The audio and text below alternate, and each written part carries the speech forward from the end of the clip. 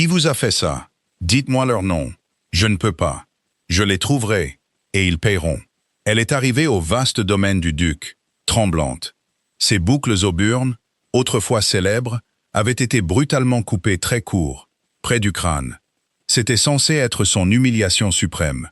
Mais lorsque le redoutable duc de Westlake a vu les coupes irrégulières, il ne l'a pas renvoyée. Il a simplement posé une question glaçante. Qui a fait ça? En cet automne humide et impitoyable de 1817, le grand, bien que délabré, manoir Harrington se dressait. C'était un monument à la lente agonie financière d'une famille. Après le décès soudain de Sir Thomas Harrington, le domaine et ses maigres fortunes restantes étaient tombés sous le contrôle tyrannique de sa seconde épouse. Il s'agissait de Lady Catherine et de sa fille remarquablement cruelle, Béatrice. Pour elle, la fille de Sir Thomas issue de son premier mariage, Mademoiselle Geneviève Harrington, n'était ni une sœur ni une fille. Elle était un fardeau, et pire encore, une menace. Geneviève possédait une beauté discrète et saisissante. Aucune soie coûteuse ou dentelle française importée ne pouvait l'acheter pour Béatrice. Pendant que Béatrice paradait dans les salles de bal de Londres, parée de perles, elle tentait désespérément d'attirer l'attention de personnalités de la haute société. Des gens comme le duc de Wellington ou l'insaisissable Lord Byron. C'était pourtant Geneviève, modestement vêtue, qui captivait l'attention de la salle sans le vouloir. Son trait le plus frappant était ses cheveux. Une épaisse cascade de riches boucles auburnes. Elle scintillait comme du cuivre poli à la lueur des bougies. Ses cheveux faisaient l'objet de chuchotements parmi les messieurs chez Almax. Ils attiraient l'œil de puissantes protectrices comme Lady Jersey. Celle-ci voyait d'un mauvais œil un charme si naturel et sans artifice, un charme qui éclipsait les riches débutantes. Le véritable désastre a frappé lorsqu'un arrangement important a été conclu. Le duc de Westlake, Arthur Pendleton, était un homme dont la richesse rivalisait avec celle de la couronne.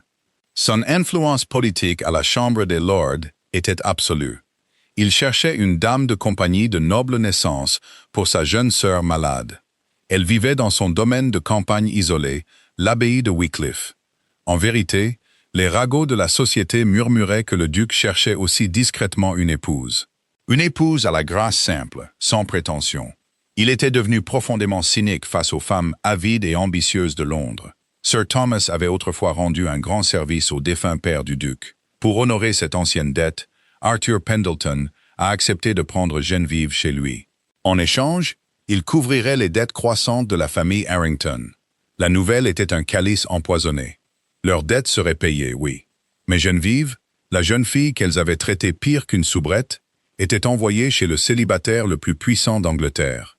Béatrice avait passé toute la saison à essayer d'obtenir une simple danse avec un vicomte de second rang. Elle fut consumée par une jalousie aveugle et venimeuse. Elle ira à l'abbaye de Wycliffe, avait sifflé Lady Catherine à sa fille derrière les portes closes du salon, les yeux plissés face au feu crépitant. Mais elle n'ira pas en tant que beauté. Le duc de Westlake est un homme aux normes exigeantes, un homme qui apprécie la perfection. Si elle arrive en ressemblant à un gamin des rues malades, il la jettera dehors dans le froid. Il le fera avant même que la voiture ne décharge ses malles. Nos dettes seront réglées, et elle sera ruinée. La nuit précédant le départ prévu de Geneviève, le manoir était étrangement silencieux. Un brouillard lourd et oppressant s'était abattu depuis les landes environnantes du Gloucestershire. Geneviève était assise dans sa chambre mansardée pleine de courants d'air, brossant ses longs cheveux auburnes à la lueur d'une unique bougie vacillante. Elle ressentait un sentiment d'espoir prudent et palpitant. La rumeur disait que le duc de Westlake était un homme froid et calculateur. Mais tout était mieux que le tourment quotidien qu'elle endurait sous le toit de sa belle-mère. La lourde porte en chêne de sa chambre grinça soudainement en s'ouvrant. Geneviève se retourna, la brosse à dos d'argent figée dans sa main. Lady Catherine et Béatrice se tenaient sur le seuil, leurs silhouettes déformées par les ombres. Dans la main de Béatrice, les lourds ciseaux de couturière en fer brillaient d'un éclat malveillant dans la pénombre. « Que faites-vous » demanda Geneviève, la voix tremblante, en se levant et en reculant jusqu'à ce que ses épaules heurtent le mur de pierre froid. « Nous te préparons pour ta nouvelle vie, ma chère, » ronronna Lady Catherine, en entrant dans la pièce et en fermant la porte à clé derrière elle. « Nous ne pouvons pas te laisser arriver à l'abbaye de Wycliffe en ressemblant à une prostituée sauvage et indomptée. Nous imposons simplement un peu de modestie. » Avant que Geneviève ne puisse crier, Lady Catherine se jeta sur elle. Ses mains fortes et osseuses agrippèrent les épaules de Geneviève et la forcèrent à s'asseoir sur la chaise en bois. Geneviève se débattit, se tordant et se démenant, mais elle était à moitié affamée et épuisée. Elle n'était pas de taille face à la méchanceté de sa belle-mère, alimentée par l'adrénaline. Les doigts de Catherine s'enfoncèrent violemment dans les racines des cheveux de Geneviève, lui tirant la tête en arrière d'un coup sec et angoissant. « Tiens-toi tranquille, misérable fille !» cracha Catherine. Béatrice s'avança, un sourire tordu aux lèvres. Elle leva les lourds ciseaux. Le son qui suivit allait hanter les cauchemars de Geneviève pendant des années. Le craquement épais et horrible du métal mordant dans les cheveux denses. « Non, s'il vous plaît !» sanglotait Geneviève, des larmes chaudes et rapides coulant sur ses joues pâles. « S'il te plaît, Béatrice, je t'en supplie. » Mais il n'y eut aucune pitié dans le grenier cette nuit-là. Béatrice tailladait avec un abandon sauvage et imprudent. Elle ne s'est pas contentée de les couper, elle les a détruits. Elle a tondu les mèches aux burnes dangereusement près du crâne, laissant derrière elle des touffes de cheveux déchiquetés et inégales. Par moments, le métal froid des ciseaux raclait douloureusement la peau de Geneviève, laissant de petites entailles cuisantes. Poignée après poignée, les belles boucles cuivrées tombaient sur le plancher poussiéreux, on aurait dit de la soie massacrée. Quand elles eurent enfin terminé, Béatrice laissa tomber les ciseaux. Ils résonnèrent bruyamment dans la pièce silencieuse. Geneviève était affalée sur la chaise, son corps secoué de profonds sanglots silencieux, ses mains couvrant son visage. « Voilà, » dit Lady Catherine, enlevant une mèche de cheveux de sa propre robe immaculée. « Maintenant, tu ressembles exactement à ce que tu es. Un cas de charité pathétique et indésirable. Voyons si le grand-duc de Westlake te trouve aussi charmante maintenant. » Elles la laissèrent là, dans le noir, entourée des restes de sa seule vanité. Geneviève rampa jusqu'au petit miroir fissuré sur sa table de toilette. Le reflet qui la fixait était méconnaissable. Sa tête était un désastre, massacrée et déchiquetée, exposant la peau pâle de son cou et les angles vifs de son visage d'une manière qui la faisait paraître maladive et dévastée. Son esprit, longtemps malmené par des années d'abus, finit par se briser. Elle pleura jusqu'à ne plus avoir de larmes, enroulant un simple châle de laine autour de sa tête ruinée, redoutant le matin où elle devrait faire face à la voiture du duc. Le voyage jusqu'à l'abbaye de Wycliffe fut un enchaînement de ciel gris et de roues de calèche cliquetantes. Geneviève était blottie dans le coin de la voiture doublée de velours envoyé par le duc. Elle portait un grand et lourd chapeau de deuil qu'elle avait récupéré dans le grenier. Elle avait baissé le bord très bas, l'épais voile noir dissimulant son visage et les restes déchiquetés de ses cheveux. Chaque secousse de la voiture provoquait une nouvelle vague de nausées et de honte dans son estomac. Elle savait ce qui allait se passer. Un homme aussi puissant et raffiné qu'Arthur Pendleton ne tolérait pas un monstre dans sa maison. Il fréquentait la royauté. Il dînait avec des hommes qui façonnaient le destin de l'Europe. Quand il verrait ce qu'on lui avait fait, il supposerait qu'elle était malade ou folle, ou simplement trop grotesque pour servir de dame de compagnie à sa sœur. Il la renverrait, et elle n'aurait nulle part où aller, sauf dans les rues impitoyables de Londres. L'abbaye de Wycliffe se profilait au loin, alors que la voiture ralentissait enfin. C'était un domaine immense et époustouflant, un chef-d'œuvre d'architecture gothique avec des flèches imposantes et de vastes jardins bien entretenus qui s'étendaient à perte de vue. L'opulence pure du lieu ne fit qu'approfondir le désespoir de Geneviève. Elle n'avait pas sa place ici. La portière de la voiture fut ouverte par un laquais en livrée, qui lui tendit une main gantée de blanc. Geneviève la prit avec des doigts tremblants, descendant sur l'allée de gravier immaculé. L'air vif de l'automne mordait à travers sa fine cape. Mademoiselle Harrington, une voix profonde et résonnante l'appela. Geneviève se figea. En haut des larges marches de pierre se tenait Arthur Pendleton, le duc de Westlake. C'était un homme grand et farouchement imposant, avec de larges épaules et des traits aristocratiques acérés. Ses cheveux sombres étaient impeccablement coiffés, et ses yeux gris perçants ne manquaient absolument rien. Il possédait une aura d'autorité absolue. Un homme qui n'avait absolument pas l'habitude qu'on lui refuse quoi que ce soit. À ses côtés se tenait sa gouvernante en chef, et un intendant à l'air nerveux. Geneviève fit une révérence maladroite et tremblante, gardant la tête baissée. « Votre grâce. » Le duc descendit lentement les marches, ses bottes cirées crissant sur le gravier. Il s'arrêta à seulement quelques centimètres d'elle. Geneviève fixait désespérément ses bottes, son cœur battant sauvagement contre ses côtes. « Vous avez fait un long voyage, mademoiselle Harrington, » dit le duc, son ton poli, mais d'une platitude déconcertante. « S'il vous plaît, regardez-moi quand je vous parle. » Geneviève ferma les yeux très fort. « Je ne peux pas, votre grâce. Je vous demande pardon. » Un lourd silence s'abattit sur l'allée. Les domestiques se tenaient parfaitement immobiles, observant l'échange le souffle coupé. Le duc de Westlake ne répéta pas ses ordres. « Êtes-vous malade, mademoiselle Harrington ?» demanda-t-il, sa voix baissant d'une octave, portant une pointe d'acier. « On m'avait informé que vous étiez en parfaite santé. »« Je vais bien, votre grâce, » murmura-t-elle, la voix brisée. « Je suis simplement indigne d'être regardé. » Le front d'Arthur Pendleton se plissa. C'était un homme de logique et de raison. Il n'avait aucune patience pour les crises d'hystérie théâtrale.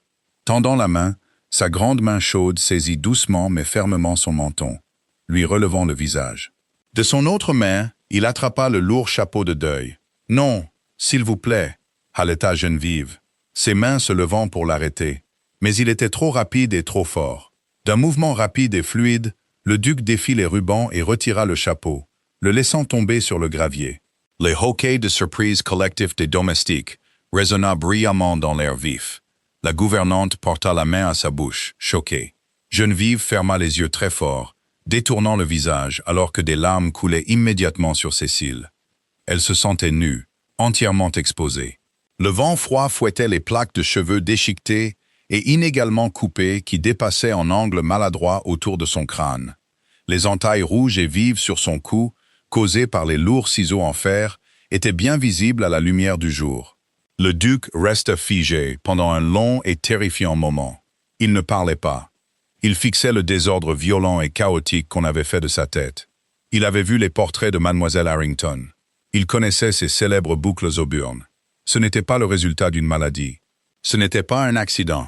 C'était un acte de boucherie délibéré et malveillant. Quand il parla enfin, sa voix n'était pas forte. Elle était douce, dangereusement calme, portant un calme glacial et mortel qui fit reculer physiquement ses domestiques. Qui a fait ça? Geneviève sanglota, croisant les bras sur sa poitrine, incapable de croiser son regard gris et furieux. Cela n'a pas d'importance, votre grâce. Je sais que je suis inacceptable. Je partirai immédiatement. Je suis vraiment désolé pour le dérangement. Je ne vous ai pas demandé vos excuses, mademoiselle Harrington, l'interrompit le duc, sa voix claquant comme un fouet, bien qu'il la maintint remarquablement contenue. Il s'approcha, la dominant de sa hauteur, ses yeux brûlant d'une intensité sombre et terrifiante. « Je vous ai posé une question. Qui a posé les mains sur vous? Qui a ruiné vos cheveux? » « Ma belle-mère, » murmura Geneviève d'une voix brisée. La vérité lui fut arrachée par la seule gravité de sa présence. « Lady Catherine et ma sœur Béatrice. Hier soir, elles ont dit que je ne pouvais pas venir à vous en ayant l'air trop fier. » Un muscle tressaillit sur la mâchoire d'Arthur. L'air autour de lui sembla chuter de 10 degrés. Il regarda la jeune fille brisée et tremblante devant lui, tenant sa tête ruinée de honte, et une fureur froide et implacable prit racine au plus profond de sa poitrine. C'était un homme qui commandait des flottes et influençait la couronne. Il ne tolérait pas la cruauté, surtout envers ceux qui étaient sous sa protection. En montant dans sa voiture, Geneviève Harrington était devenue sa protégée. Sans quitter son visage pâle des yeux, le duc retira son lourd et coûteux manteau de laine.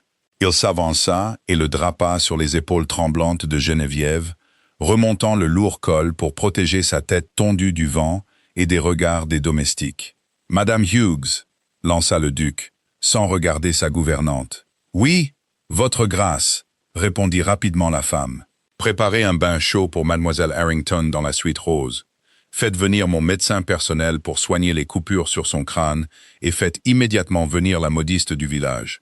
On lui donnera tout ce qu'elle désire. Tout de suite, votre grâce » Le duc baissa de nouveau les yeux sur Geneviève, son expression s'adoucissant d'une fraction, bien que la promesse mortelle restât dans ses yeux. « Vous ne partez pas, Geneviève.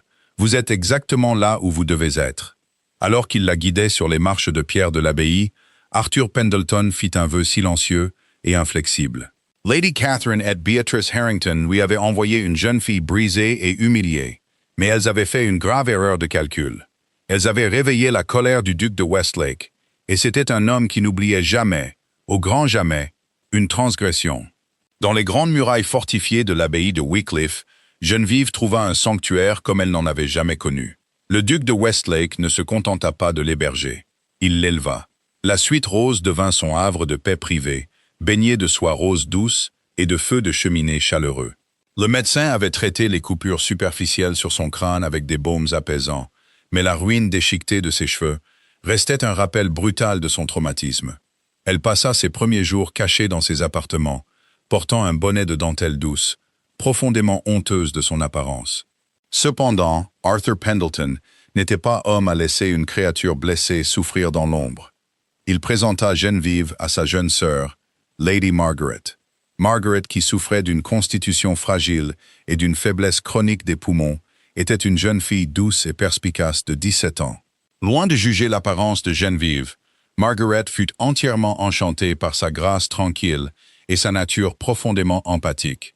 Les deux femmes formèrent un lien rapide et indestructible, passant les après-midi à lire de la poésie près du feu ou à se promener dans les serres de verre. Déterminé à restaurer la dignité de Geneviève, le duc convoqua Madame Dupont, une styliste française de premier plan qui avait fui Paris pour Londres.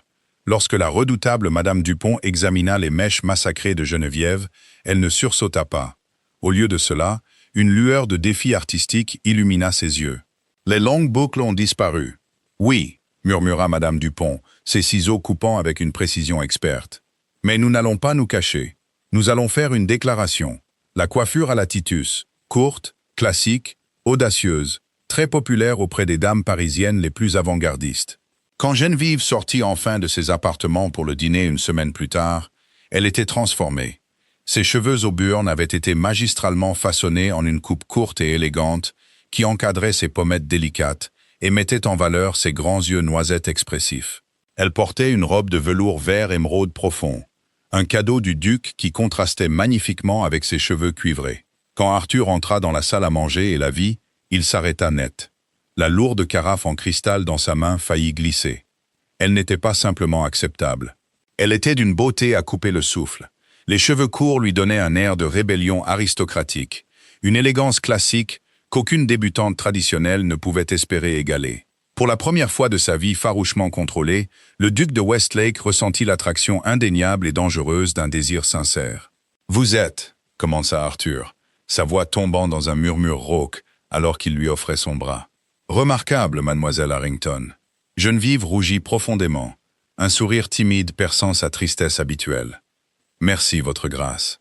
Je me sens à nouveau moi-même, ou peut-être quelqu'un de tout à fait nouveau. » Pendant que Geneviève s'épanouissait à l'abbaye de Wycliffe, une histoire bien plus sombre se déroulait dans le Gloucestershire. Arthur n'avait pas oublié son vœu. Un homme de son immense richesse et de son influence politique n'avait pas besoin d'élever la voix ou de sortir un pistolet pour détruire ses ennemis. Il n'avait besoin que de ses registres. Dans les bureaux sombres aux boiseries de chêne de ses avocats londoniens, Arthur donna une série d'ordres impitoyables à son principal homme d'affaires, M. Abernathy. Je veux que chaque billet à ordre, chaque reconnaissance de dette et chaque hypothèque en cours appartenant à Lady Catherine Harrington soit racheté, ordonna Arthur, les yeux froids comme le silex. Utilisez des intermédiaires, des sociétés écrans. Ne laissez pas mon nom apparaître sur un seul document. Je veux posséder le toit même au-dessus de leur tête et les lits dans lesquels elles dorment. Monsieur Abernathy, un homme habitué aux tractations impitoyables de l'aristocratie, hocha rapidement la tête. Ce sera fait, votre grâce.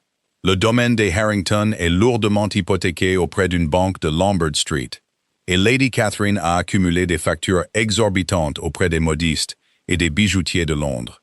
Achetez tout, déclara sèchement Arthur. Et une fois que vous aurez les papiers, exigez le remboursement immédiat des dettes. Demandez le paiement intégral dans les 30 jours. De retour au manoir Harrington, Lady Catherine et Béatrice célébraient ce qu'elle croyait être une victoire triomphale. Elle s'était débarrassée de Geneviève et avait obtenu une modeste allocation du duc pour l'entretien de la jeune fille. Du moins le pensait-elle. Elles ignoraient totalement l'avalanche financière qui fonçait sur elle. Le premier coup arriva un mardi matin humide.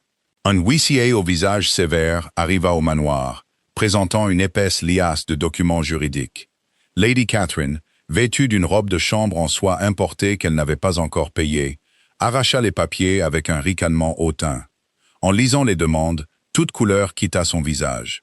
La banque de Lombard Street avait transféré leur hypothèque à une société holding privée. Les dettes étaient exigées. Les bijoutiers de Bond Street demandaient un règlement immédiat. La somme était stupéfiante. Des milliers de livres qu'elle ne possédait tout simplement pas. « C'est un scandale !»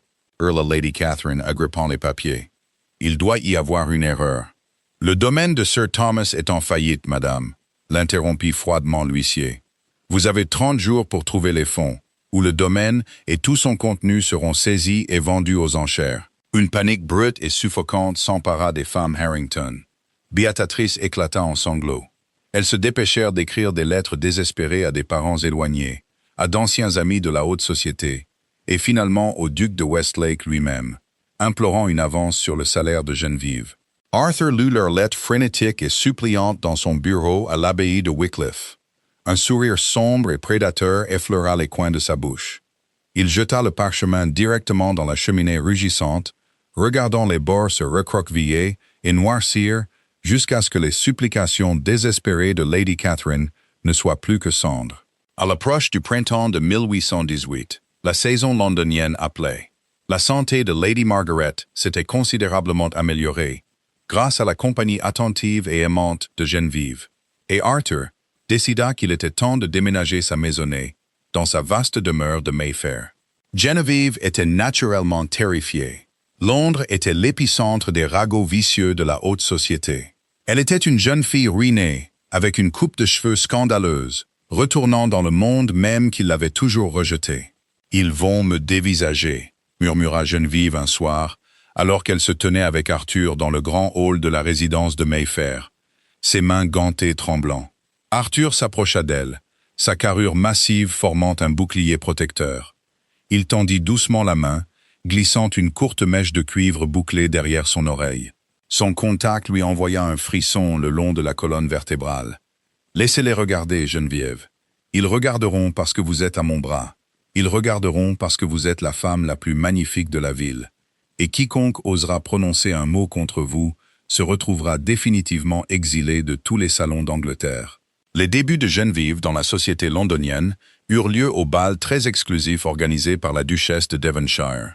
Lorsque le duc de Westlake arriva, la salle de bal se tut naturellement, mais le silence se transforma rapidement en murmures étranges. Geneviève se tenait à ses côtés, rayonnant d'une confiance tranquille et lumineuse. Elle portait une robe de soie argentée chatoyante, et autour de son cou reposaient les légendaires diamants de Westlake. C'était un signal clair et indéniable pour la haute société qu'elle n'était pas simplement une dame de compagnie, mais une femme sous la plus haute protection du duc. Au lieu de la moquerie que Lady Catherine avait prévue, les cheveux courts de Geneviève devinrent une sensation instantanée. Les dames éminentes de la société, voyant le puissant duc complètement captivé par cette élégante beauté garçonne, décrétèrent immédiatement que la coiffure à la Titus était le summum de la haute couture. En une semaine, les modistes et les coiffeurs de Mayfair furent submergés de demandes pour couper les longues mèches de débutantes désespérées voulant imiter Mademoiselle Harrington. Pendant ce temps, Lady Catherine et Béatrice s'étaient réfugiées dans une pension sordide et exiguë à la périphérie de Londres. Le manoir Harrington avait été saisi, leurs belles voitures avaient disparu, leurs domestiques renvoyés. Elles vivaient des dernières miettes de leur crédit, essayant désespérément de trouver un mari riche et crédule pour Béatrice, avant que leur ruine totale ne devienne publique. Grâce à la corruption et à une invitation falsifiée, Lady Catherine réussit à obtenir une entrée pour elle-même, et Béatrice au très attendu bal masqué d'Almax. C'était leur dernier pari désespéré. Béatrice, vêtue d'une robe recousue datant de 3 saisons, scrutait la pièce comme un prédateur affamé. Soudain, Béatrice allaita, sa prise sur le bras de sa mère se resserrant douloureusement. « Mère, regardez. » De l'autre côté de la vaste salle de bal éclairée aux chandelles, dansant une valse avec une grâce à couper le souffle, se trouvait Geneviève. Elle était couverte de bijoux, ses cheveux auburnes courts brillants, et elle était dans les bras du duc de Westlake.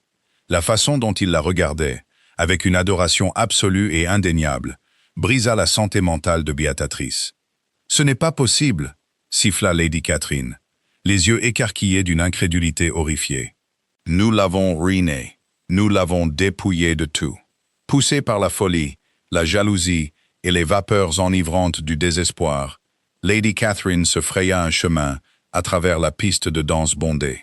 La musique s'arrêta alors qu'elle brisait le cercle des danseurs, se jetant vers Geneviève. « Toi, petite voleuse !»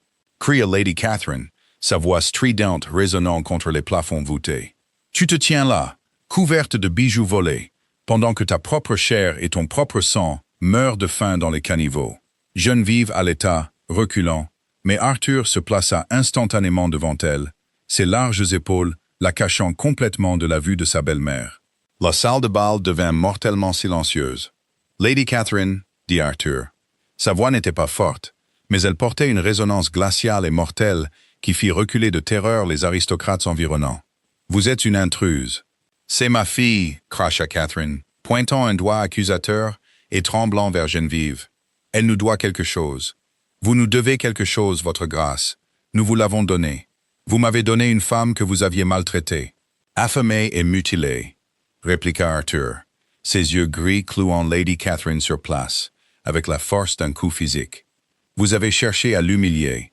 Au lieu de cela, vous m'avez donné ma future duchesse. » Des halètements parcoururent la foule. Geneviève fixait le large dos d'Arthur, son cœur s'arrêtant dans sa poitrine. « Duchesse ?» Lady Catherine rit, un son dur et rauque. « Vous ne pouvez pas l'épouser. Elle est sans le sou.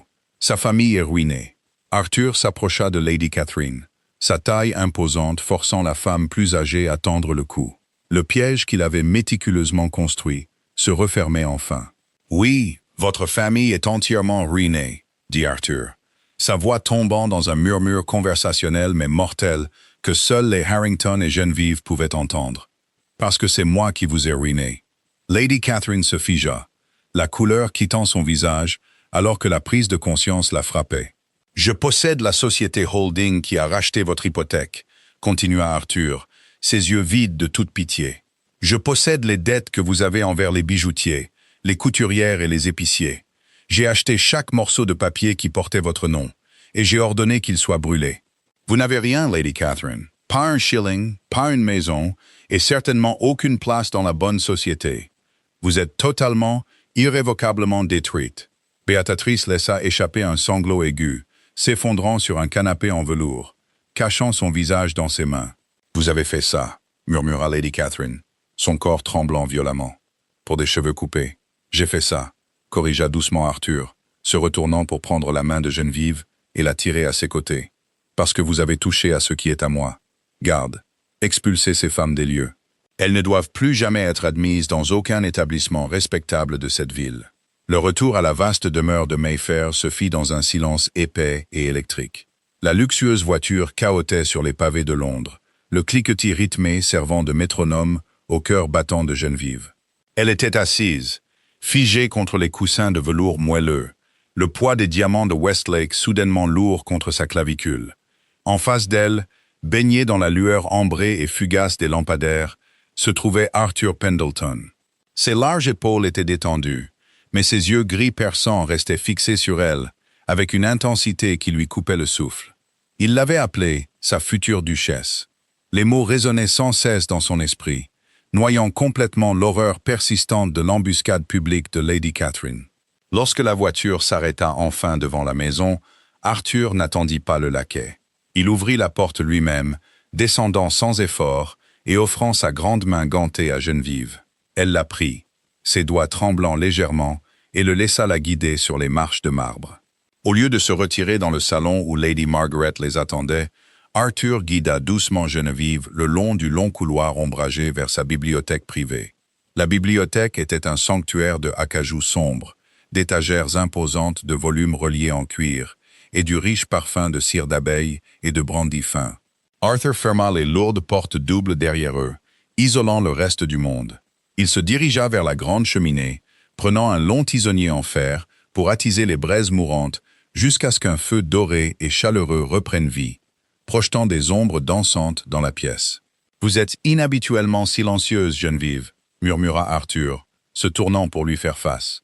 Il s'adossa au manteau de la cheminée, son regard s'adoucissant en observant sa posture nerveuse. « Je suis bouleversé, votre grâce, » admit Geneviève, sa voix à peine un murmure.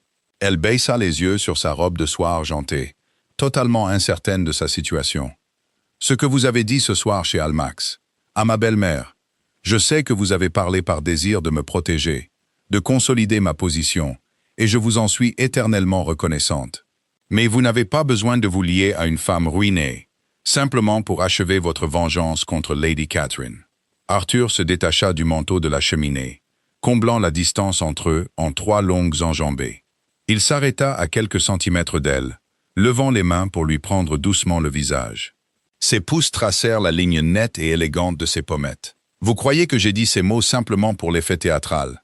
demanda Arthur, sa voix un grondement bas et rauque qui envoya une cascade de chaleur jusqu'à ses orteils. « Vous croyez que mes actions de ces derniers mois étaient uniquement motivées par la rancune ?» Geneviève déglutit difficilement, levant enfin ses yeux noisettes pour croiser les siens. « Je n'ai rien, Arthur. Ma famille est totalement déshonorée. Je n'ai pas de dot, et je suis venu à vous battu et tondu comme une criminelle ordinaire. Un homme de votre rang a besoin d'une épouse à la lignée impeccable et à la réputation sans tache. » Un sourire dévastateur de tendresse apparut sur le visage habituellement stoïque d'Arthur. Il relâcha son visage, se tournant plutôt vers son immense bureau en chêne. Il ouvrit un tiroir verrouillé et en sortit une épaisse liasse de parchemin attachée par un ruban délavé. Il la lui tendit. « Qu'est-ce que c'est ?» demanda Geneviève, en regardant les lourds documents juridiques. « C'est une décision de la Cour de la Chancellerie, présidée par Lord Eldon lui-même, » expliqua Arthur, son ton soudainement vif et professionnel, bien qu'une lueur de triomphe dansa dans ses yeux. « Quand j'ai commencé à démanteler l'empire financier de Lady Catherine, j'ai demandé à mes avocats de fouiller dans le testament original de votre défunt père, Sir Thomas. Je voulais savoir exactement comment un domaine prospère comme le manoir Harrington était tombé si rapidement dans une ruine aussi dévastatrice. » Geneviève traça le sceau sur le parchemin, ses mains tremblant. « Ma belle-mère a toujours prétendu que mon père était un terrible joueur. Elle disait qu'il avait dilapidé notre fortune avant de mourir. Un mensonge commode, » dit sèchement Arthur, sa mâchoire se contractant. Lady Catherine vidait systématiquement les coffres du domaine, transférant les fonds sur des comptes à l'étranger et dans des investissements privés au nom de son frère. Mais plus important encore, Geneviève, elle a détourné votre héritage. La tête de Geneviève se releva brusquement. « Mon héritage ? Votre défunte mère, votre mère biologique, a apporté une dot substantielle au mariage, » continua Arthur. « Une fiducie qui devait légalement vous revenir entièrement à votre 18e anniversaire, intacte par Sir Thomas, ou toute future épouse. Lady Catherine a caché le codicille. Elle a falsifié des documents pour faire croire que la fiducie avait été perdue dans un terrible effondrement bancaire. Elle a volé votre indépendance pour s'assurer que vous resteriez piégé sous son joug pour toujours. » Des larmes piquèrent les yeux de Geneviève, alors que l'ampleur de la trahison de sa belle-mère la submergeait. Toutes ces années de famine, de port des haillons de béatatrice, d'être traité comme un fardeau sans valeur, tout cela n'avait été qu'une tromperie malveillante et calculée. « J'ai présenté les vrais documents à Lord Eldon, » dit Arthur, sa voix baissant d'une octave alors qu'il s'approchait de nouveau d'elle. « La Cour de la Chancellerie a entièrement restauré votre fiducie. Avec les intérêts accumulés, vous êtes maintenant indépendamment riche. Geneviève, vous êtes une héritière très recherchée. Vous n'avez besoin ni de ma protection, ni de mon argent. Vous êtes complètement libre de franchir ces portes et de construire la vie que vous choisirez. » Geneviève fixa l'homme devant elle. Le redoutable, terrifiant duc de Westlake, un homme qui possédait le pouvoir d'écraser ses ennemis sans une seconde pensée, avait passé des mois à restaurer minutieusement sa vie volée, entièrement prêt à la laisser partir. « Et si, » murmura Geneviève, son cœur battant sauvagement contre ses côtes, « et si la vie que je choisis est ici ?» Le souffle d'Arthur se coupa. Il tendit la main, ses longs doigts effleurant doucement la coupe courte et élégante de ses cheveux cuivrés. « Quand vous êtes sorti de cette voiture à l'abbaye de Wycliffe, grelottante et essayant de cacher ce qu'elle vous avait fait, j'ai ressenti quelque chose que je n'avais jamais éprouvé de toute ma vie. J'ai ressenti un besoin désespéré de vous protéger. Elle pensait que couper vos cheveux détruirait votre beauté. Mais elles n'ont fait que révéler la force absolue et incassable de votre esprit. Je ne veux pas d'une débutante sans tache, Geneviève. Je veux la survivante. » Il tomba à genoux, là, dans la bibliothèque éclairée par le feu, prenant sa main tremblante et pressant un baiser fervent sur ses doigts. « Épousez-moi, Geneviève », plaida Arthur, le duc froid et calculateur entièrement effacé, ne laissant qu'un homme profondément, irrévocablement amoureux. « Soyez ma duchesse, soyez mon égale. Laissez-moi passer le reste de mes jours à m'assurer que personne ne ternisse plus jamais votre lumière. » Geneviève laissa les lourds documents juridiques glisser de ses doigts, se dispersant sur le tapis perçant. Elle s'agenouilla à côté de lui, jetant ses bras autour de son cou. « Oui » sanglota-t-elle sur son épaule, enfouissant son visage dans le parfum chaud et frais de sa cravate. « Oui, Arthur, toujours, oui. » Leur mariage à St. George's Hanover Square fut le summum absolu de la saison londonienne. Geneviève descendit l'allée dans une robe d'or filée, ses courtes boucles auburn avant-gardistes ornées d'un simple et époustouflant diadème de diamants. Elle n'était pas la victime tragique que Lady Catherine avait essayé de créer. Elle était une reine radieuse et victorieuse. Les plus hauts échelons de la société, y compris de puissantes protectrices comme Lady Castlereagh, inclinèrent la tête en signe de respect profond et sincère au passage de la nouvelle duchesse de Westlake. Quant à Lady Catherine et Béatrice, le piège du duc resta solidement fermé. Démunie, publiquement humiliée, et faisant face à des accusations criminelles de fraude portées par la cour de Lord Eldon, elles fuirent la ville au milieu de la nuit. Elles finirent par occuper des postes pénibles et subalternes dans un hospice de travail isolé et sinistre dans le nord impitoyable du pays. Leurs grandes ambitions furent entièrement réduites en poussière. Geneviève Pendleton ne laissa plus jamais pousser ses cheveux.